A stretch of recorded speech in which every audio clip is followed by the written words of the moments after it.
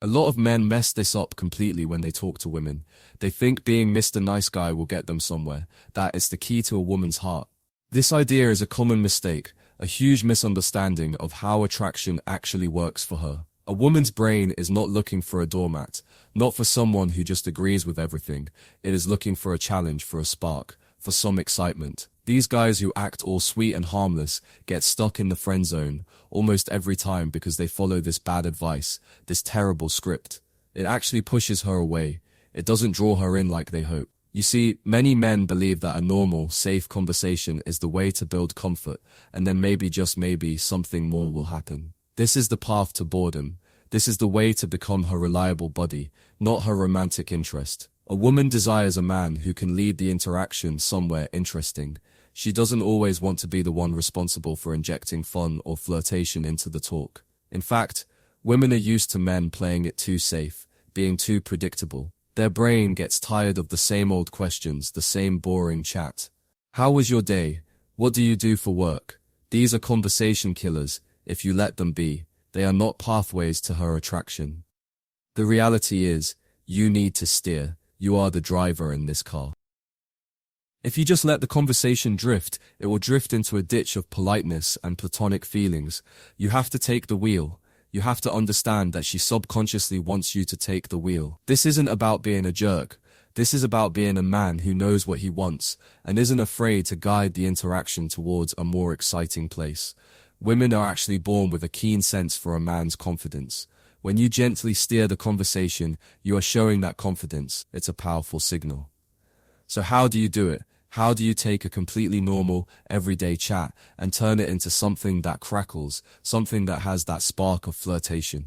It's not about magic words, it's about a shift in your mindset and then using a few simple, direct techniques. Forget those complicated theories you might read online. This is about real human interaction, stripped down to what actually works. First, you need to understand the female mind, or at least how it responds in these situations. A woman desires to feel a range of emotions with a man she's interested in.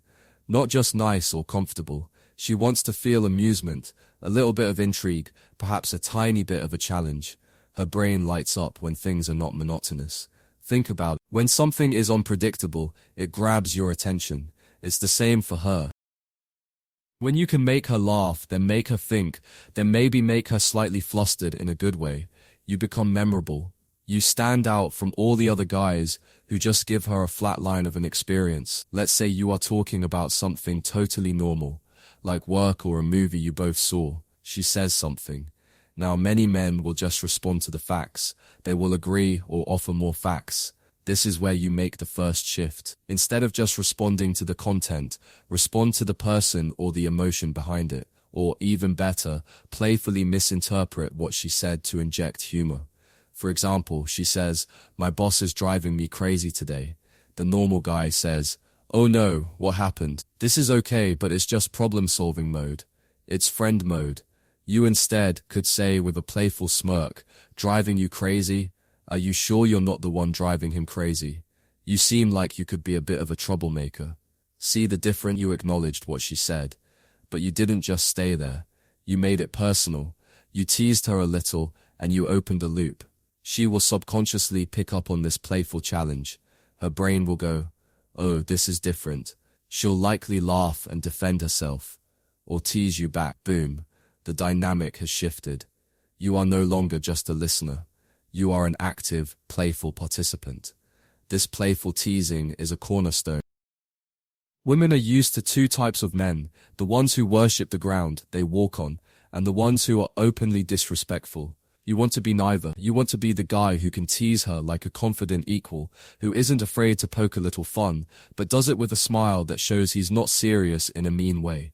This kind of teasing is a form of affection, almost. It shows you're paying attention, but you're not so desperate for her approval that you're afraid to say anything even slightly challenging.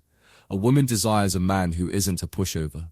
This is a very subtle way you show that. Another common mistake guys make is they stay on surface level topics for far too long. They talk about the weather, about the news, about their jobs in a very factual way. You need to get personal, but not in an intrusive or creepy way. You do it by sharing something a little vulnerable or opinionated yourself, and then inviting her to do the same, but again with a flirtatious twist. Imagine you're talking about travel. She mentions she'd love to go to Italy. The boring guy says, "Oh, Italy is nice, I hear Rome is great." Fact. You could say, "Italy, huh? So you're dreaming of romantic Vespa rides and sharing gelato? Or are you more the cause chaos in ancient ruins type?" You're making it about her experience, her dreams, but in a fun, slightly exaggerated way. You are painting a picture. You are inviting her into a little fantasy. Her brain loves these little imaginative journeys, and you've given her two playful options to describe herself. She will subconsciously feel more engaged because you are talking about possibilities, about personality, not just a place on a map. Now let's talk about compliments. Most men, when they try to flirt, they use very direct and often cliched compliments. "You have beautiful eyes. You're really pretty." While she might appreciate the sentiment, it often puts her on the spot or sounds like every other guy. A woman desires to feel unique, not like she's just receiving a standard line. So how do you compliment in a way that actually builds flirtation? You make it about something specific, something she does or an aura she gives off, rather than just her static appearance. And often you can deliver it with a slight tease or in an unexpected way. For instance, if she tells a funny story and is really animated, you know you're surprisingly entertaining. "I thought you were going to be all serious and quiet, but you're actually a bit of a goofball. I like it." This works because it's specific, entertaining, goofball. It includes a slight misdirection or assumption. "I thought you were going to be serious." And it ends with genuine appreciation. "I like it." This is much more powerful. She will subconsciously register that you see more than just her looks. You see her personality. Their brain is actually born with a higher sensitivity to these more nuanced social signals. Another key is to create what some people call sexual tension. This doesn't mean being gross or overtly sexual in your words, especially not early on. It means creating a sense of anticipation, a subtext that there's an attraction there. You can do this with your eye contact. Hold it a little longer than normal. Let your smile linger. Let your voice have a certain warmth or a playful edge. These are non-verbal cues. Women are often much better at picking these up than men are at sending them consciously. She is actually born with this heightened ability to read between the lines. You can also use what I call baiting and switching in a playful way. You might start a sentence that sounds like it's going one way, then turn it into a joke or a tease. Example, you're talking about movies. You could say, "You know, there's something I've been wanting to tell you about your taste in movies." She leans in, curious. You pause, then say with a grin, "It's surprisingly good. I was expecting you to be a fan of those terrible rom-coms."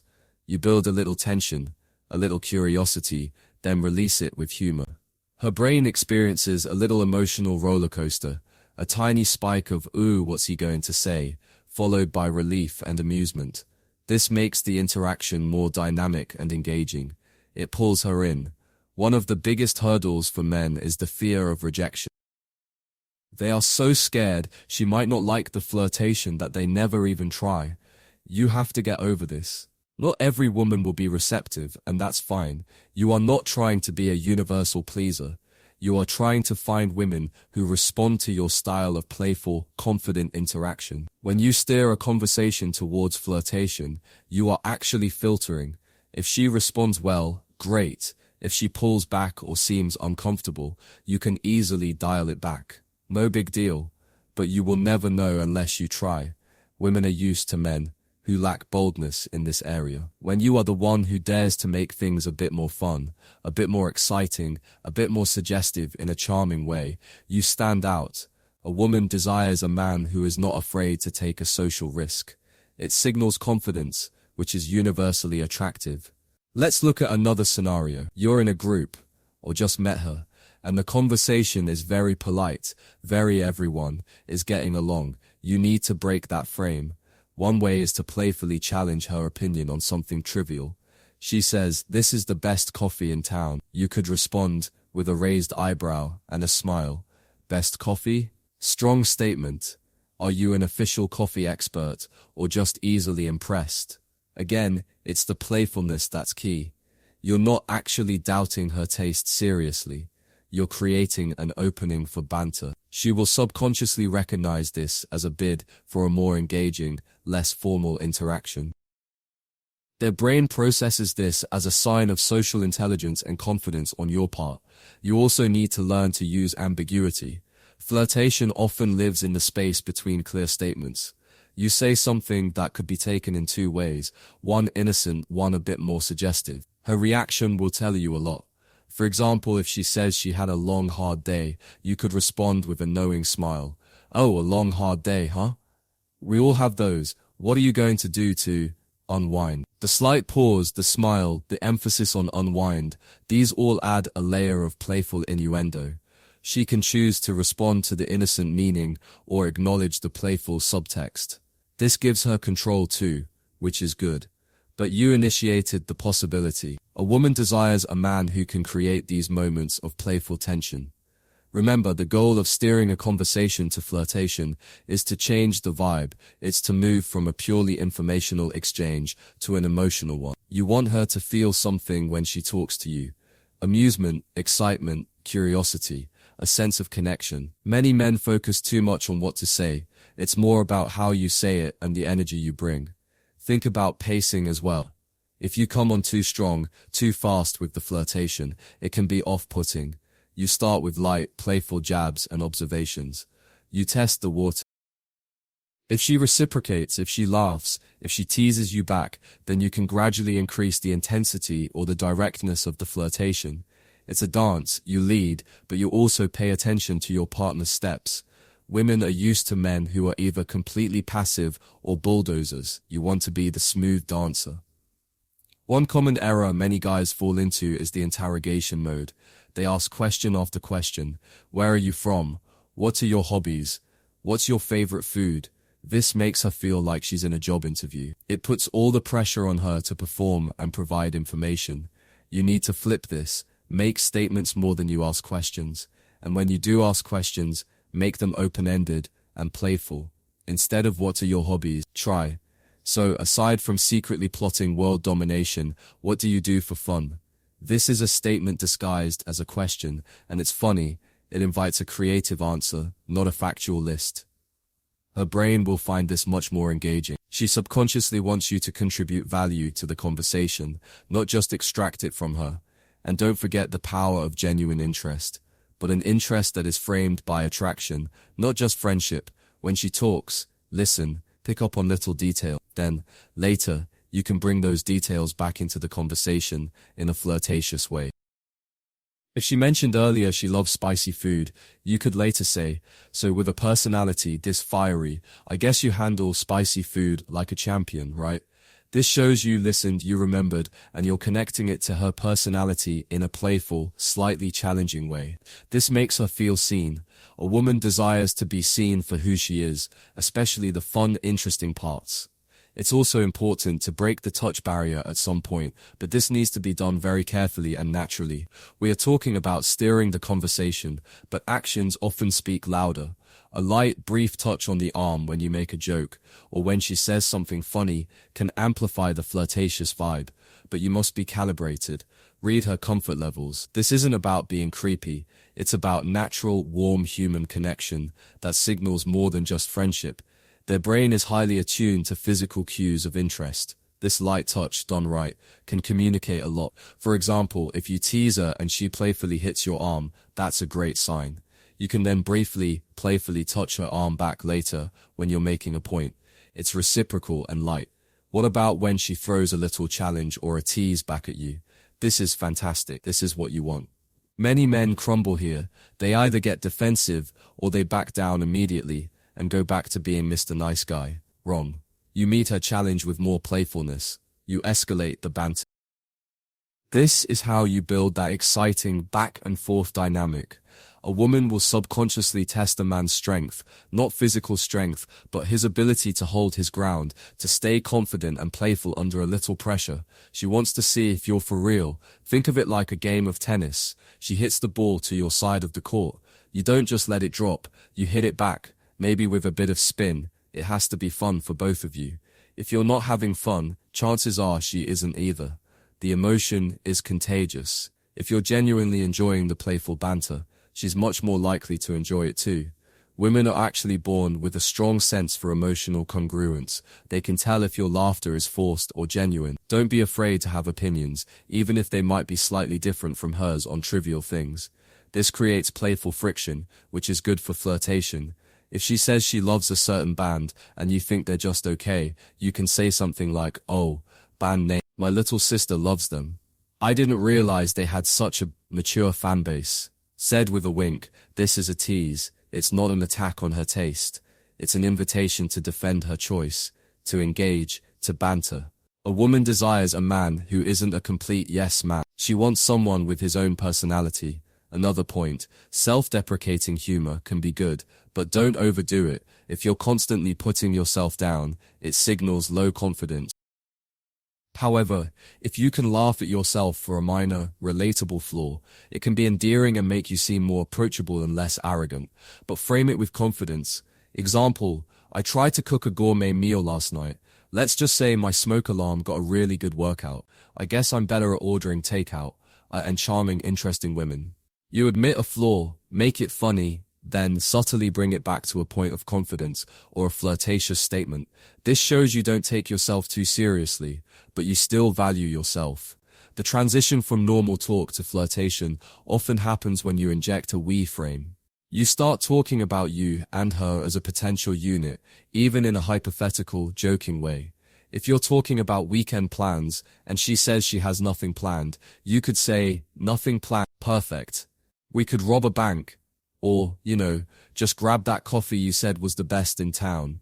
If bank robbery is too much for a first date, this is obviously a joke, but it plants the seed of we and date in a low-pressure, humorous way. Her brain will register the underlying suggestion, even if she just laughs off the bank robbery part. She subconsciously looks for these cues of interest and future possibilities. You must also understand that women are used to men who give up too easily or don't know how to persist in a cool way. If your first playful tease doesn't land perfectly, or if she seems a bit reserved initially, don't immediately retreat into your shell. Sometimes she's just testing you, or she's a bit shy. You can try a different approach. Dial it back slightly, but keep the playful vibe. Persist gently, not aggressively.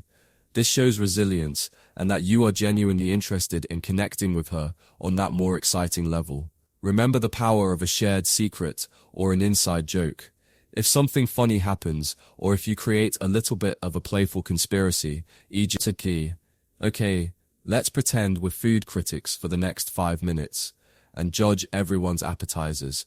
That creates a bond. It makes the interaction unique to you and her. A woman desires to feel a special connection, and these shared moments, no matter how small, build that feeling. Their brain thrives on these moments of exclusivity.